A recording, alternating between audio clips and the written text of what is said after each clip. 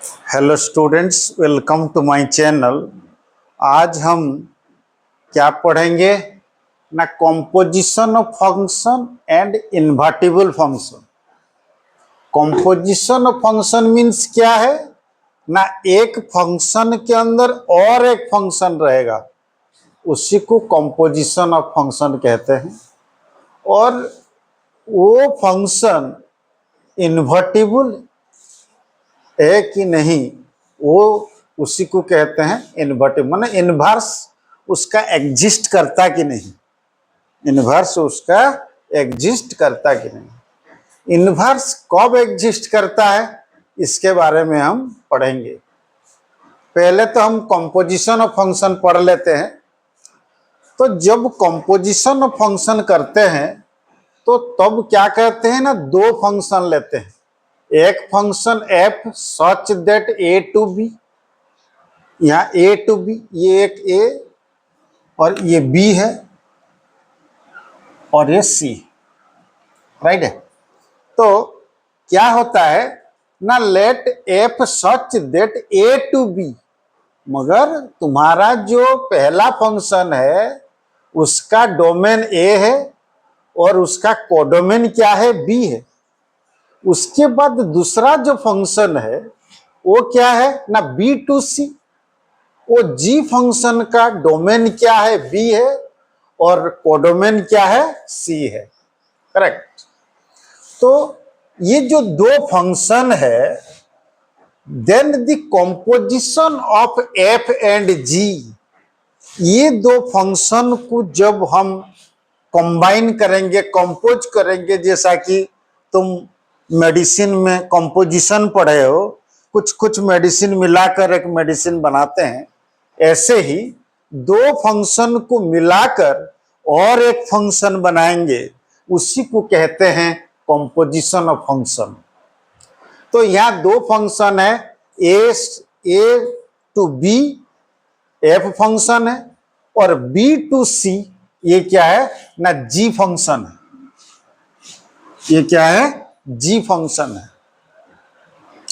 तो जब ए to B करोगे तो क्या उसके अंदर क्या है ना, ये जी एफ फंक्शन और जी फंक्शन में क्या होता है ना, ये जो बी है वो एफ फंक्शन का रेंज कोडोमेन होगा और जी फंक्शन का ये क्या होगा ना, डोमेन होगा। क्या है, माइंड इट, जो दो फंक्शन जब कंपोज करेंगे हम, तब क्या होता है ना, जब पहला फंक्शन एक सेट से दूसरा सेट, मतलब डोमेन से कोडोमेन जब होता है, और दूसरा फंक्शन का डोमेन और कोडोमेन, उनके अंदर रिलेशन क्या है ना, ये जो बीच वाला जो सेट है वो सेट पहला फंक्शन का क्या होगा ना, कोडोमेन होगा, और सेकेंड फंक्शन का डोमेन होने से जाके वो दोनों फंक्शन को तुम क्या कर सकते हो, कंपोज कर सकते हो। ये सबसे इंपॉर्टेंट चीज। जब हम दो फंक्शन को कंपोज करेंगे तब क्या देखेंगे ना, पहला फंक्शन का जो कोडोमेन है दूसरा फंक्शन का डोमेन पूरा हो सकता है, नहीं तो भी सबसेट होने से भी चलेगा, मगर ये पहला फंक्शन का ये क्या होगा ना, कोडोमेन होगा, और सेकेंड फंक्शन का डोमेन होने से जाके हमको मिलेगा क्या ना, गॉफ मिलेगा। और गॉफ जो एक नया फंक्शन मिलेगा वो क्या होगा ना, एक्स होगा। इसी को कहते हैं कंपोजिशन ऑफ फंक्शन। इसी को क्या कहते हैं ना, कंपोजिशन ऑफ फंक्शन। एक एग्जांपल लेते हैं। Suppose F X equal to क्या है ना, एक्स स्क्वायर, और जी एक्स इक्वल टू क्या लेते हैं ना, sine X. F X equal to क्या लेते हैं, एक्स स्क्वायर, और जी एक्स इक्वल टू क्या लेते हैं ना, साइन एक्स। तो उनका जब हम क्या निकालेंगे ना, गॉफ निकालेंगे, गॉफ एक्स, तो ये क्या होगा ना, जी ऑफ एफ एक्स, इसको ऐसे लिखते हैं जी ऑफ एफ एक्स। तो जैसे ही हम एफ एक्स में, सपोज एफ एक्स में क्या है ना, एफ एक्स इक्वल टू जो भी है थोड़ा 3x+2, तो f1 लेने से क्या होता है 3, 1 x के जगह पे 1 डालते हैं। f2 लेने से 3, x के जगह में 2 डालते हैं, है कि नहीं। ऐसे ही यहां जो fx है तुम्हारा क्या है ना, g of x square. fx क्या है तुम्हारा, g ऑफ एक्स स्क्वायर। और ये जो है x का वैल्यू है, और तुम्हारे पास gx क्या है ना, साइन x है। तो तुम क्या करोगे ना, gx क्या होगा ना, साइन, ये x के जगह में एक्स स्क्वायर हो जाएगा। तो हमको गॉफ क्या मिला, गॉफ x क्या मिला ना, साइन एक्स स्क्वायर। ये कंपोजिशन पढ़ाई हो रहा है, कंपोजिशन, दो फंक्शन कंपोज हो पा रहा है बोल के डेरिवेटिव में चेन रूल आया है। अगर ये दो फंक्शन कंपोज नहीं हो पाते तो डेरिवेटिव का चेन रूल नहीं निकल पाता, चेन रूल यूज ही नहीं हो पाता। इसीलिए वो कंपोजिशन बहुत ही इंपॉर्टेंट चीज है। हो गया। तो गॉफ एक्स तुम्हारा क्या होगा, sine x, sine x square. ऐसे ही फॉग एक्स निकालते हैं, फॉग एक्स, फॉग एक्स क्या होगा ना, F of G X, F of G X. तो एफ ऑफ जी एक्स तुम्हारा क्या है, जी एक्स तुम्हारा साइन एक्स है, जी एक्स तुम्हारा क्या है, साइन एक्स। तो जी एक्स तुम्हारा फंक्शन क्या है, एफ एक्स क्या है, एक्स स्क्वायर। तो एक्स की जगह में वो साइन एक्स डाल दो, तो क्या होगा ना, साइन एक्स का होल स्क्वायर। तो उसको हम क्या लिख सकते हैं ना, साइन स्क्वायर एक्स। तो इसी को फॉग एक्स कहते हैं। फॉग एक्स इक्वल टू क्या होगा ना, साइन स्क्वायर एक्स। ये तुम्हारा क्या हो गया ना, फॉग एक्स और गॉफ एक्स, ये दोनों कंपोजिट दो फंक्शन का, वो एफ फंक्शन और जी फंक्शन को जब कंपोज करेंगे तब क्या होता है ना, ये जो सी का वैल्यू है गॉफ एक्स, वो क्या होगा ना, एक्स होगा। देखो ये ऑर्डर्ड पेयर वाला एक फंक्शन, दो फंक्शन दिया है, उसको हम कंपोजिशन ऑफ फंक्शन करेंगे। वहां तो क्या था, दो फंक्शन ऐसे ही, एक ट्रिकोनोमेट्रिक फंक्शन था, एक एल्जेब्रिक फंक्शन था, तो वो दोनों को कंपोज कर दिए हम। अभी ऑर्डर्ड पेयर वाला दो फंक्शन है, एक फंक्शन में ऑर्डर्ड पेयर क्या है 1 2 3 5 4 1, और दूसरा एक फंक्शन में ऑर्डर्ड पेयर क्या है 2 3 5 1 1 4। Find fog and gof, find fog and gof. तो हम क्या करेंगे ना, ऐसे ही तीन सेट बना देते हैं। ये ए, ये बी, ये सी, ये इसके अंदर क्या है ना, एफ, और ये क्या है ना, जी।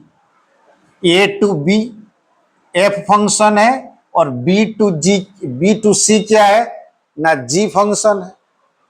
तो तुम्हारा देखो एफ फंक्शन में जो ऑर्डर्ड पेयर है वो 1 3 4 क्या है ना, डोमेन है। 1 3 और 4 ये क्या है, डोमेन है। और 2 5 1 क्या है ना, कोडोमेन है, 2 5 1। उसके बाद जी फंक्शन में देखो वही 2 5 1 है डोमेन में, और कोडोमेन में क्या है ना, रेंज, सॉरी यहाँ रेंज होगा, कोडोमेन नहीं होगा, रेंज होगा। रेंज क्या है 314, क्योंकि ये इसके साथ रिलेटेड है ना, सब रिलेटेड है, तो इसीलिए ये कोडोमेन नहीं होगा, रेंज हो। तो हमारा क्या है, देखो ना, ये इसके साथ रिलेटेड है, 1 2 के साथ, 3 5 के साथ, और 4 1 के साथ रिलेटेड है। उसके बाद दूसरा में क्या है ना, 2 3 के साथ, और 5 1 के साथ, और 1 क्या है, 4 के साथ। ऐसा कंपोज होने से हमारा जो गॉफ आएगा, गॉफ क्या होगा ना, गॉफ होगा 1 3 3 1 और 4 4।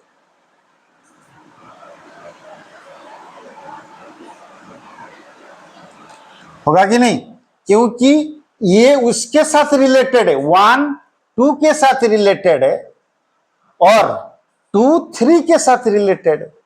जब तुम F1 लोगे, दिखा देते हैं, F1 लोगे तो तुम्हारा जो रेंज आएगा क्या आएगा, 2 आएगा। अगर तुम वही 2 को G में डालोगे, G2 क्या आ रहा है, 3 आ रहा है। तो तुम F फंक्शन में जब 1 लिए तो तुम्हारा रेंज क्या आया, 2 आया। तो वही 2 को तुम जब किसमें, G फंक्शन में डोमेन हिसाब से यूज किए तो क्या निकला, 3 निकला। तो क्या हुआ तुम्हारा गॉफ क्या हुआ ना, 1 3। वो A से C आएगा, गॉफ जैसा पहला फंक्शन F फंक्शन A से B और G फंक्शन B से C, तब गॉफ फंक्शन क्या होगा ना, A से C होगा। वेरी इंपॉर्टेंट चीज, A से C होगा, समझ गए। जब F फंक्शन तुम क्या देख रहे हो, A से B हो रहा है, A to B। G function क्या हो रहा है, B to C। F function क्या हो रहा है, A to B। G function क्या हो रहा है, B to C। ऐसे ही गॉफ जब फंक्शन बनेगा तब क्या होगा ना, A to C। क्या होगा, A to C। तो ऐसे ही ऑर्डर्ड पेयर क्या बनेगा, 1 3। A में क्या है, 1 और C में क्या है, 3। वो गॉफ कहां से, A से C, तो 1 3 बनेगा। ऐसे ही तुम जब F3 लोगे, तब क्या मिलेगा ना, 5 मिलेगा। उसी को अगर G में डोमेन के हिसाब से यूज करोगे तो क्या होगा, G5 क्या है, 1, तो तुम्हारा क्या होगा, 3 1। ऐसे ही F4 जब लोगे तो तुम्हारा रेंज क्या मिलेगा, 1। उसी को अगर G फंक्शन में डालोगे तो तुमको क्या मिलेगा, 4 मिलेगा। तो 4 4 हो गया। मतलब फॉग पढ़ते हैं, फॉग में भी 3 सेट लिखना पड़ेगा, 1 2 और 3। उसमें क्या है ना, पहला क्या रहेगा, G फंक्शन होगा, दूसरा क्या रहेगा, F। हाँ, तो क्या होगा, देखो पहले क्या होगा ना, 2 5 1 और ये A सेट, ये B सेट और ये C सेट ना। तो क्या होगा ना, 2 5 1, उसके बाद तुम्हारा G फंक्शन का 2, डोमेन क्या है, 2 5 1 और रेंज क्या है, 3 1 4 3 1 4 और F फंक्शन का रेंज क्या है, 2 5 1। फिर यहां से जो यहां आएगा वो होगा क्या ना, फॉग। समझ गए? तो यहाँ कौन सा किसके साथ रिलेटेड है? देखो 2 3 के साथ रिलेटेड है। एफ में 3 किसके साथ रिलेटेड है? 5 के साथ। तो एफ 5 के साथ रिलेटेड हो गया। तो तुम्हारा जो फॉग होगा, फॉग क्या होगा ना, 2 5। दूसरा देखो 5 किसके साथ? 1 के साथ। 5 एफ जी में 5 लेने से क्या निकल रहा है? 1। और उसी को अगर 1 को हम एफ में डालेंगे तो क्या मिलेगा? 2। तो तुम्हारा दूसरा ऑर्डर पेयर क्या मिलेगा ना, 5 2। तीसरा देखो 1 क्या क्या है? 4। और 4 इसमें क्या है? वही 1 के साथ। तो तुम्हारा क्या मिलेगा? 1 1। ये हो गया तुम्हारा। अगर दो फंक्शन ऑर्डर पेयर वाला दिया होगा तो तुम क्या करोगे ना, ऐसे ही फंक्शन एक गॉफ और फॉग निकालोगे। गॉफ और फॉग निकालो। तो यहां एक सेट दिया है 1 2 3। Determine whether the function F such that S to S, मतलब उसका डोमेन भी 1 2 3 एस सेट और कोडोमेन भी S set. Defined as below, have inverse, find F inverse if it exist. तो इनवर्स एग्जिस्ट कहां करता है, वो सबसे इंपॉर्टेंट चीज है। जब तुम्हारा फंक्शन 1 1 और 1 2 मतलब बाइजेक्टिव होगा, वो फंक्शन का इनवर्स एग्जिस्ट करता है। अगर एक function, if a function is bijective,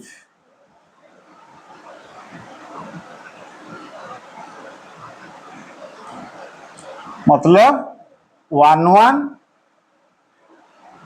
and 1 2, तब जाके वो फंक्शन का क्या होता है ना, इनवर्स एग्जिस्ट। इनवर्स एग्जिस्ट करता है, तब जाके हम इनवर्स निकाल सकते हैं। करेक्ट।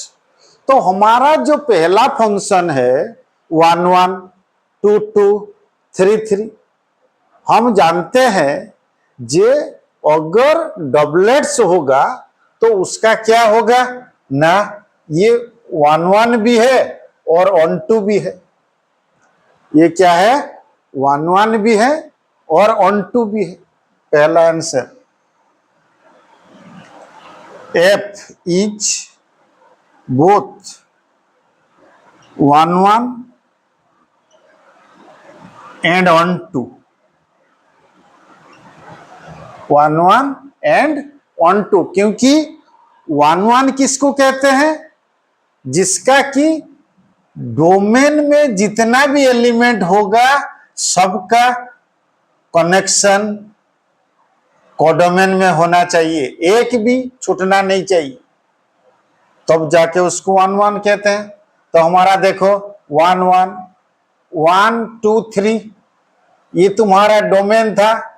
वो डोमेन में जो तीनों एलिमेंट है उसका कनेक्शन है, तो इसीलिए 1 1 है।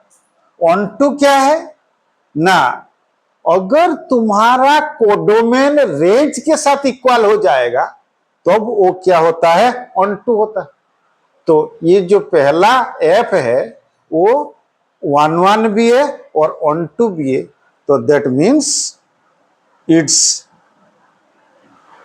Exist inverse. इनवर्स एग्जिस्ट करता है। It's exist inverse.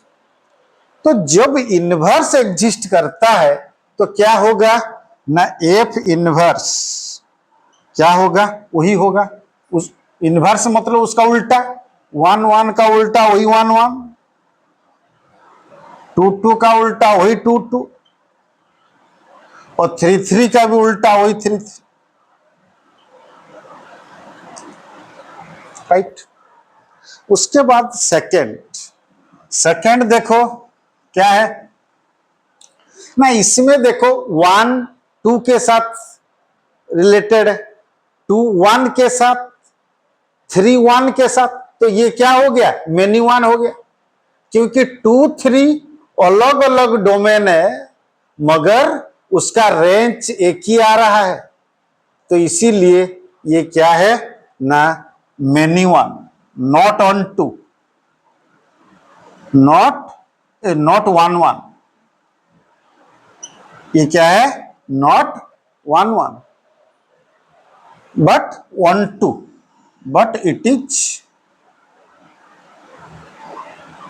on 2, it is not on 2, क्योंकि उसका जो कोडोमेन है वो रेंज नहीं आ रहा है, रेंज 1 2 आ रहा है, तो इसीलिए 1 1 भी नहीं है, 1 2 भी नहीं है। सो इट दिस फंक्शन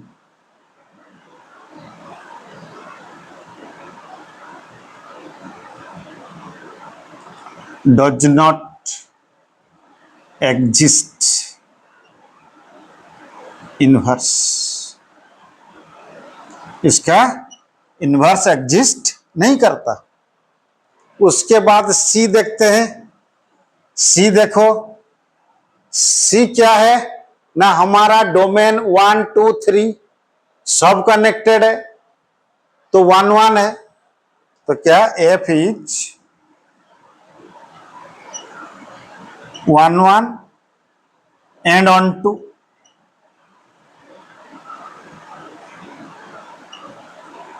तो क्या होगा, इट्स एग्जिस्ट इनवर्स।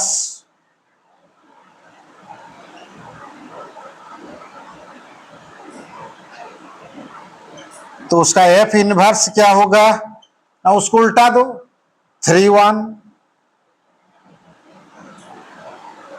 ये क्या 3 2 है, 2 3,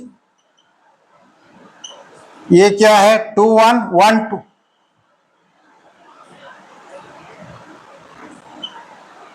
अगर कोई फंक्शन 1 1 और 1 2 है तब जाके उसका इनवर्स एग्जिस्ट करता है। जो फंक्शन 1 1 यहां तो बोथ नहीं है मगर एक भी नहीं होने से भी वो उसका इनवर्स एग्जिस्ट नहीं करता। तो ऐसे ही तुम अगर कोई दिया होगा तो निकल। देखो, this one is the most important question. Let function n to y, यहां क्या दिया है, n दिया क्या है ना, नेचुरल नंबर दिया है डोमेन, और ये y क्या है, रेंज है। Be a function defined as fx equal to 4x plus 3, where y क्या है ना, y is an element of n such that y is equal to 4x plus 3 for some x is an element of L, so that f is invertible, find the inverse। तो अगर ऐसा function दिया है तो हम क्या करेंगे उसको ना, अगर तुम्हारा गॉप x अगर IN होगा, आइडेंटिटी ऑफ नेचुरल नंबर, और hog x is identity of IY, तब जाके उसका इनवर्स एग्जिस्ट करता है। मतलब तुम जब गॉप x निकालोगे वो अगर नेचुरल नंबर निकला और अगर फॉग एक्स निकालोगे अगर वाई निकला तब जाके ये फंक्शन क्या हो सकता है, इन्वर्टिबल हो सकता है। तो इसीलिए चलो प्रूव करते हैं। हमारे पास एफ एक्स क्या है ना, एफ एक्स क्या है ना 4x+3, ये हमको एक फंक्शन दे दिया है। तो गॉफ और फोग निकालने के लिए और एक फंक्शन चाहिए, क्योंकि गॉफ और फोग क्या है ना, कंपोजिशन ऑफ टू फंक्शन। तो तुम्हारे पास क्या है ना, एक फंक्शन तो है मगर दूसरा फंक्शन है नहीं। तो दूसरा फंक्शन हम क्या करेंगे ना, y = 4x+3। तो 4x = क्या है ना, y-3, और x = क्या है, y-3/4। तो इसको हम gy ले लेते हैं एक फंक्शन, gy = क्या है ना, y-3/4। तो फॉग एक्स हम जब निकालेंगे गॉफ एक्स पहले निकालते हैं। गॉफ एक्स क्या है ना, जी ऑफ एफ एक्स तुम्हारा क्या है ना, 4x+3। जी क्या है, 4x+3। तो 4x+3 डालने से तुम्हारा जी वाई फंक्शन क्या है, y-3/4। तो ये तुम्हारा y है, तो y के जगह में डाल दो तो क्या होगा ना, 4x+3 -3/4, 3 कैंसल, तो 4x/4, तो क्या हुआ, x। तो मतलब ये क्या हो गया, x हो गया। x तुम्हारा क्या है ना, n है, तो ये हो गया क्या ना, in, identity of natural number. उसके बाद फॉग एक्स निकालते हैं। फॉग एक्स क्या होगा ना, f × जी ऑफ एक्स। तो तुम्हारा जी एक्स क्या है ना, जी एक्स है y-3/4, y-3/4, y-3/4 f, sorry f, y-3/4। तो इसको क्या करो ना, f में डाल दो, तो 4 × y-3/4 +3, तो 4 कैंसल, तो y-3 +3, -3 कैंसल, तो y, तो क्या होगा ना, IY हो गया। तो तुम्हारा क्या हो गया ना, गॉफ एक्स = IN निकल गया और फॉग एक्स = IY निकल गया ना, y का आइडेंटिटी। तो इससे क्या पता चल रहा है, इट्स एग्जिस्ट इनवर्स। इनवर्स उसका क्या हो रहा है, एग्जिस्ट कर रहा है। हो गया। उसके बाद तो थोड़ा लिख देते हैं अच्छा से, this show that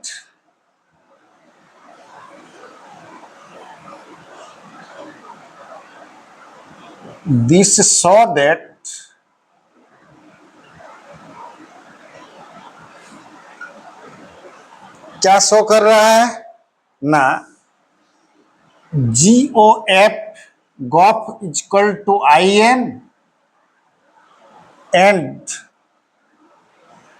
fog y =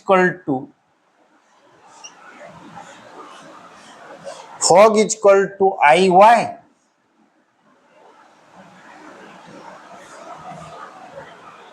तो क्या होगा, which implies that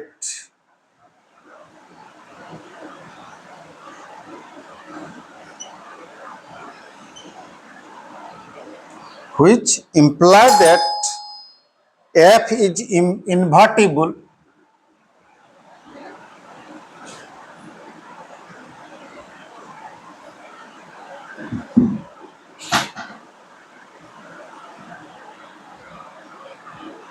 and G is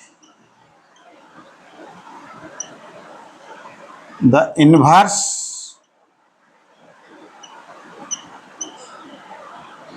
of f.